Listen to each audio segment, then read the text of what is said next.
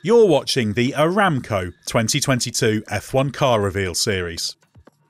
McLaren's striking new Mercedes-powered MCL36 is a real statement of intent from a team that's working its way back towards the front in F1. Not only does it have a sleek new look, with a classic McLaren papaya blended with a little more blue, but as a result of some bold technical decisions, it is the first 2022 car we've seen so far that has switched to pullrod front suspension. And it's gone the other way at the rear, switching to the pushrod design. We'll come back to the reasons for that later. The front and rear suspension are just two examples of areas where McLaren has pushed the boundaries with its new car, as it hopes to build on its climb back into F1's top four after too many years in the wilderness. The car was launched online, but the racers also had the chance to take a look at it in person and talk with both the drivers and senior team personnel, including technical director James Key. With the help of our technical expert Gary Anderson and illustrator Rosario Giuliana, let's take a look at the latest creation from one of F1's most famous teams. Let's get straight to the front suspension innovation, although innovation isn't exactly the right word, as the pullrod configuration is nothing new. But the last time we saw it in F1 was when Ferrari ran it back in 2015, before returning to the pushrod configuration. McLaren's reasoning for the change is that it better suits the aerodynamic demands of the car in terms of the front suspension's impact on the airflow coming through the front wing area to the leading edge of the floor, which is critical on these new cars. The change to the regulations that requires a slightly lower chassis at the front wheel centreline, combined with the 18-inch wheel rims, has opened the door for teams to exploit the pullrod. And while it may primarily be for aerodynamic reasons, it also avoids what Gary Anderson, a great proponent of how important it is to get the suspension right, calls stupidly shallow angles on the pullrod that would be needed under the old rules. The added benefit of this is that the inboard suspension components can be mounted much lower, giving a lower centre of gravity. As Key said of the change, if we're the only car that's done it, we've either got it really right, or...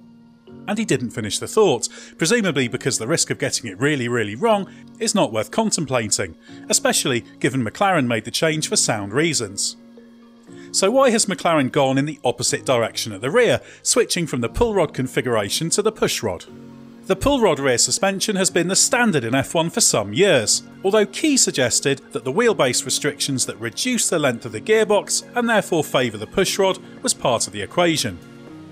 But Gary Anderson, who worked with Key at Jordan, is puzzled by the decision to go to pushrods at the rear. He points to the disadvantage that it raises the centre of gravity given the impacts on the upper part of the gearbox. But let's turn our attention now from the mechanical side of the car to the aerodynamics. The front wing design is similar to what we've seen from Aston Martin. The main plane is primarily a flow conditioner, with the second element mounted to the underside of the nose.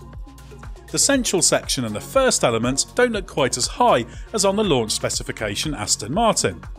However, the undersurface of the second element sweeps into the upper surface of the nose to create a similar effect. The inner section of the third and fourth elements also attach to the nose as required, which leaves the middle section of the fourth flap adjustable to alter the car's balance. Towards the front of the floor, we have a turning vane that is more like one of the original barge boards that appeared in F1 in 1993. But given it is there to separate the tyre wake from the underfloor as effectively as possible, it's perhaps surprising that it isn't longer. The side pods are dramatically different to the Aston Martin. McLaren has opted to shrink wrap the bodywork aggressively and curtail the side pods as quickly as possible, minimising the cross-sectional area at the earliest point. It means that instead of the leading edge undercut continuing along the car, allowing the airflow to be pulled through that undercut from the rear of the car, it pulls the airflow down in and around the side pod area that covers the radiators. For both Aston Martin and McLaren, it's about finding the best solution to the same challenge, the need to maximise the airflow over the diffuser upper surface. This also means a very different approach in terms of the radiator exits. While Aston Martin had plenty of side pod top louvres, McLaren has the exits at the rear of the bodywork. This means it has a longer, wider engine cover, the compromise for having a much smaller surface area for the side pods. Detail at the rear of the car is less clear in terms of the diffuser, while the sides of the floor are likely to change by the time the car hits the track for testing, or perhaps even before that, if it's shaken down on a filming day as scheduled. Although McLaren has made significant progress in recent years, last year's car did have its problems. The McLaren MCL35M was strong in high-speed corners, good when it came to straight-line braking and aerodynamically efficient. This allowed it to perform well at tracks such as the Red Bull Ring, Silverstone, Sochi, and of course Monza. But it was less effective in slower turns and could be tricky in corner entries with significant overlap between braking and turning, something Daniel Ricciardo found particularly challenging. McLaren attempted to improve its slow corner weakness for 2021 with limited success, although the car was still good enough to finish on the podium at Monaco, courtesy of Lando Norris. But it struggled at many tracks with slower and longer corners, notably Zandvoort and Istanbul Park. The objective with the newly launched McLaren MCL36 is to have a more consistent performance profile. While the dramatically different regulations mean there's no fundamental reason why characteristics should carry over, an F1 car is simply the product of a team's knowledge, understanding of the underlying science, and working practices, so if it hasn't got to the bottom of its struggles, it's possible they could repeat. McLaren has put a huge amount of effort into understanding those problems, a process assisted by Daniel Ricciardo's struggles with what he described as a peculiar car last year. Indeed, according to racing director Andrea Stella, Ricciardo's struggles actually helped the team to build a deeper understanding of its weaknesses. McLaren has made great strides in recent years with its aerodynamic understanding under the technical leadership of James Key. On top of that, it has the chance to package the Mercedes power unit properly with an all-new car this year after the compromises of its carryover 2021 machine. The 2022 car is the first brand new design undertaken on Key's watch and should demonstrate how much ground McLaren has made up on F1's leading teams. McLaren's victory at Monza last year ended the longest win drought in the team's history, which dated back to Jenson Button's victory in the 2012 season-ending Brazilian Grand Prix. But while it has made big progress since the nadir of the Honda years, with an upturn in form at the start of 2019, there's still some way to go.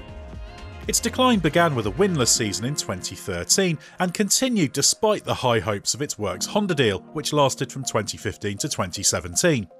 But the belief that a switch to Renault engines would solve all McLaren's ills in 2018 proved to be hubristic. Instead, it was a rude awakening that showed McLaren had big problems to solve on the technical side and had lost ground to F1's top teams.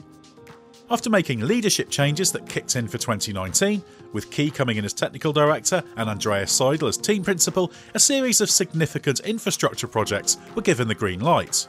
This included a state-of-the-art wind tunnel, a new driver-in-loop simulator, and also changes to speed up the parts production process. The wind tunnel in particular is a long lead time project, one that was delayed by the COVID-19 pandemic. But it will be complete in time to be used for design and development work on the 2024 car. That's the year McLaren believes it will have everything in place and no longer be at a disadvantage to F1's biggest teams. The drivers are part of the strengths that McLaren has in place, with Lando Norris recently agreeing a new contract that will keep him at the team until at least the end of 2025. As for teammate Ricciardo, 2022 is an important season for him after last year's struggles, although he signed on a 3-year contract, so should still be around next year. Seidel has also confirmed that all of the senior leadership team recently agreed new long-term deals. McLaren has made enormous progress over the past 4 years. While 2022 is probably a little too early to expect it to recapture World Championship winning form, it needs that trend to continue with the new McLaren Mercedes MCL36.